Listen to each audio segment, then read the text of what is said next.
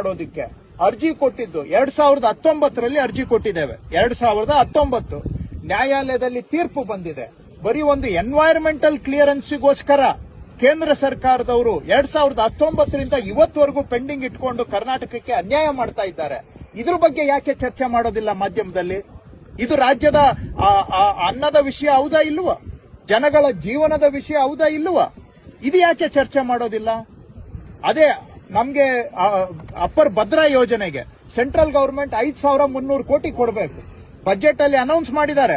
Parliament ಅಲ್ಲಿ budget pass ಆಗಿದೆ. 5,300 ಕೋಟಿಯಲ್ಲಿ 53 ಪೈಸಾ ಬಂದಿಲ್ಲ ರಾಜ್ಯಕ್ಕೆ.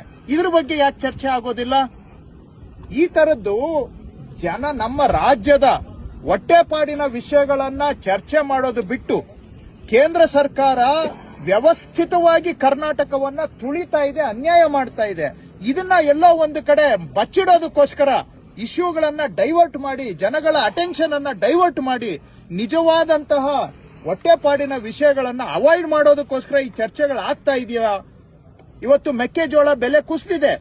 ಕೇಂದ್ರ ಸರ್ಕಾರದವರು ಎಂಎಸ್ಪಿ ಘೋಷಣೆ ಮಾಡಿದ್ದಾರೆ. ಯಾಕೆ ಎಂಎಸ್ಪಿ ಪ್ರಕಾರ ಪ್ರೊಕ್ಯೂರ್ಮೆಂಟ್ಗೆ ಪರ್ಮಿಷನ್ ಕೊಡ್ತಾ ಇಲ್ಲ? ಯಾಕೆ ಕೊಡ್ತಾ ಇಲ್ಲ? ಕರ್ನಾಟಕಕ್ಕೆ ಬರ್ತಾರೆ, 101 ಸುಳ್ಳು ಹೇಳ್ಬಿಟ್ಟು ಹೋಗ್ತಾರೆ. ಎಂಎಸ್ಪಿ ಘೋಷಣೆ ಮಾಡಿರೋದು ಯಾರು? ಮೆಕ್ಕೆಜೋಳಕ್ಕೆ.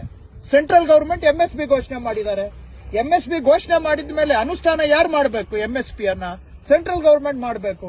ಇವತ್ತು ಕರ್ನಾಟಕದವರು ನಾವು ಪ್ರೊಕ್ಯೂರ್ ಮಾಡ್ಲಿಕ್ಕೆ ಕೇಳಿದ್ರೆ ಪ್ರೊಕ್ಯೂರ್ಮೆಂಟ್ಗೆ ಪರ್ಮಿಷನ್ ಕೊಡ್ತಾ ಇಲ್ಲ. ಇದು ರೈತರಿಗೆ ಅನ್ಯಾಯ ಅಲ್ವಾ? ಸಂಸದರಿಗೂ ಬಿಜೆಪಿ ಸಂಸದರು ವೈಫಲ್ಯ ಖಂಡಿತವಾಗಿ ಬಿಜೆಪಿ ಸಂಸದರಷ್ಟೇ ಅಲ್ಲ, ಇಡೀ ಭಾರತೀಯ ಜನತಾ ಪಕ್ಷ ಕೇಂದ್ರ ಸರ್ಕಾರದಲ್ಲಿ ಕರ್ನಾಟಕಕ್ಕೆ ಅನ್ಯಾಯ ಆಗ್ತಾ ಇದ್ರೆ ಬಾಯಿ ಕೈ ಎಲ್ಲ ಮುಚ್ಕೊಂಡು ಕೂತ್ಕೊಂಡು ಅನ್ಯಾಯ ಇವರಿಂದಾನೇ ಬಿಜೆಪಿಯಿಂದಾನೇ ಆಗ್ತಾ ಇದೆ. ನಾಳೆ ಆಗುತ್ತೋ ಬಿಡುತ್ತೋ ಕೆಲಸ, ಅಟ್ಲೀಸ್ಟ್ ಕರ್ನಾಟಕದ ಇಶ್ಯೂಗಳ ಪರವಾಗಿ ಧ್ವನಿ ಎತ್ತಬೇಕಲ್ಲ. ಇಲ್ಲಿ ಸುಮ್ನೆ ಹೋಗಿ ರೈತರ ಜೊತೆ ಅಲ್ಲಿ ಏನು ಬೀದಿಯಲ್ಲಿ ನಾಟಕ ಮಾಡ್ತಾರೆ. ಅದ್ರ ಬದಲಿಗೆ ಹೋಗಿ ಮಂಜೂರು ಮಾಡಿಸ್ಕೊಂಡು ಬರ್ಲಿ ಡೆಲ್ಲಿಯಿಂದ.